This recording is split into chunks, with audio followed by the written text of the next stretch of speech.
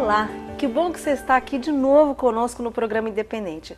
E o assunto de hoje é sobre pais viciados. O que fazer? Quando o pai é dependente das drogas, o que a gente pode fazer para ajudar os filhos? E para falar sobre isso está aqui conosco a Rita Viotti, é assistente social da ONG Seta, e a Luciene Cristina Rosseto, também psicóloga da ONG Seta. Tudo bem com vocês? Tudo bem, e você? Tudo jóia. Que assunto, hein, que nós vamos falar, meninas?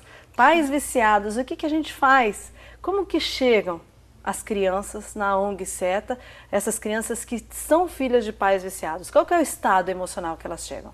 Certo. Se você quiser falar então sobre a questão emocional. Bom, a maioria dessas crianças elas chegam em uma desestrutura muito grande, né? Porque visualizam a situação dos pais, né? Muitas vezes a situação da violência dentro de casa, né?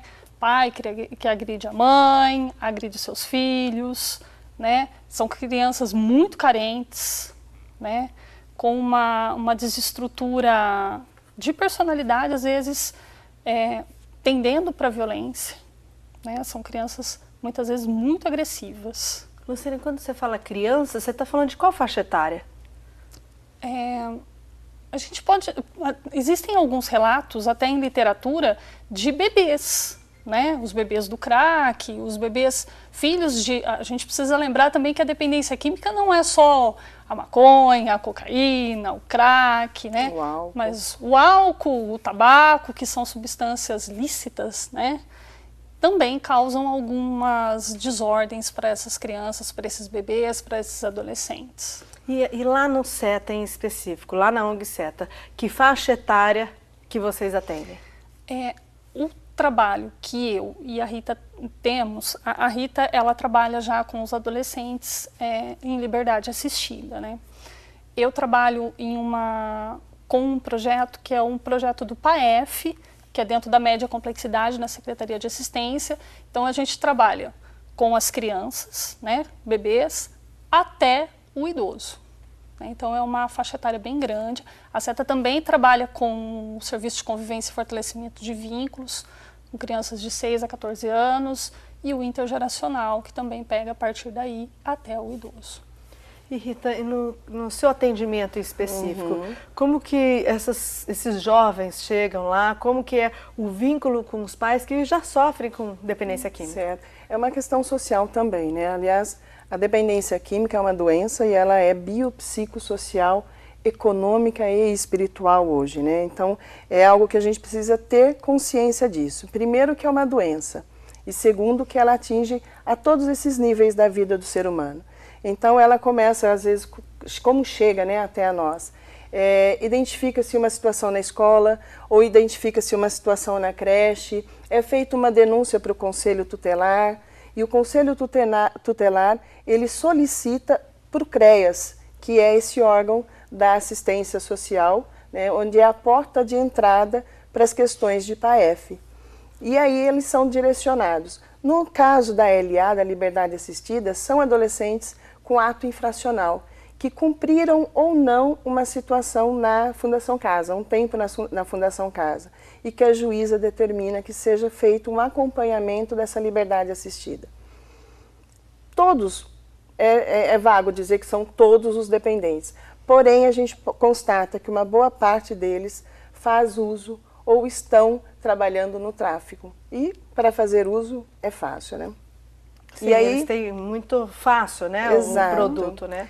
E nesse programa, infelizmente, só chegam até a nós as crianças que realmente têm vulnerabilidade socioeconômica, que moram na periferia, que correm riscos sociais, são eminentes. Os que realmente também são usuários, que também costumam fazer latrocínios, roubos, pequenos furtos, mas que são de uma classe média, bem providos, não seria bem esse o termo, esses não chegam até nós. Esses vão para um outro processo. Mas os que o que nós assistimos, a Seta hoje tem uma meta de 160 adolescentes. E nós estamos atendendo um pouquinho além dessa meta. Existe uma outra ONG em Campinas que atende essa questão de liberdade assistida, que chama-se Comec. Então, somos nós, as duas instituições aqui em Campinas, que atendem em específico a liberdade assistida e que vem com grandes demandas de uso de substâncias, os adolescentes de 14, 13 anos, também com relatos de pais. Às vezes são filhos ou sobrinhos de traficantes que cresceram nesse mundo, cresceram nessa dinâmica de vida. Nós temos um quadro no programa Independente que a gente pergunta para os jovens o que eles têm de dúvidas. Vamos assistir. Queria saber se a criança que cresce num ambiente com os pais viciados, ela tem tendência, por causa das influências, a seguir o mesmo caminho. Quem responde? Bom, como a Rita estava dizendo, e é aquilo que a gente estava comentando, ele tem uma tendência, sim. Né? A gente precisa lembrar que o ser humano também se faz através do ambiente em que ele vive. Uma família onde todos bebem, né? Pai e mãe bebe, faz uso de tabaco, faz uso de álcool, a tendência é que seus filhos, né? As crianças e os adolescentes cresçam vendo aquilo com uma certa naturalidade e também vão fazer uso. Vão reproduzir, né? Vão reproduzir. E assim, do álcool, o tabaco para outras substâncias é bem fácil. Mas já peguei casos que a mãe fazia uso, foi institucionalizada, foi para o tratamento e o adolescente de 16 anos nunca experimentou nenhuma droga, embora vivenciasse o drama da mãe ser usuária de crack. E assim, suas circunstâncias bastante críticas. E ele não faz uso. Então a gente tem uma atenção com ele também redobrada, né, para trabalhar realmente a prevenção com ele, não já no tratamento. A gente também tem que lembrar da questão da resiliência do ser humano, né? Muitas vezes, diante de situações como a Rita descreveu, ele não quer para ele aquilo. Né? E é difícil, acho que um pai conversar com o filho se ele tem problema, né? Como que é a conversa? O pai é dependente químico, né? O que ele faz, né? Como falar para o filho, não faça isso, sendo que ele está fazendo? É complicado, né?